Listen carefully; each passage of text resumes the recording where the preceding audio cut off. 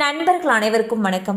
இன்னைக்கு நம்ம இந்த வீடியோல மீண்டும் தமிழகத்தில் பல மாவட்டங்களில் கனமழை என்ற தகவல் வெளியாகியுள்ளது. ஸோ அதை பத்தி தான் இப்ப நம்ம பார்க்க போறோம்.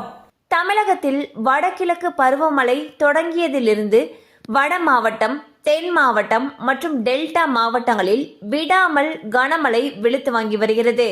இதனால் பெரும்பாலான ஏரி, குளங்கள் மற்றும் நீர்நிலைகள் கிடுகிடுவென உயர்ந்துள்ளன. இந்நிலையில் அடுத்த ஒரு வாரத்திற்கு வானிலை எப்படி இருக்கும் என்று சென்னை வானிலை ஆய்வு மையம் ஒரு முக்கியமான அப்டேட்டை வெளியிட்டுள்ளது.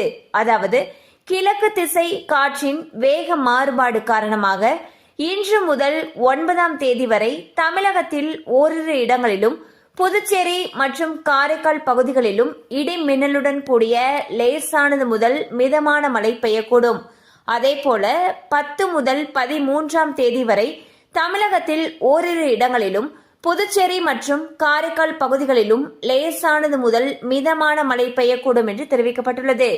ஸோ பாத்தீங்கன்னா தமிழகத்துல இன்று முதல் வரக்கூடிய 13ஆம் தேதி வரைக்கும் பல இடங்கள்ல கனமழைக்கு வாய்ப்பு இருப்பதாக வானிலை ஆய்வு மையம் அறிவிச்சிருக்காங்க.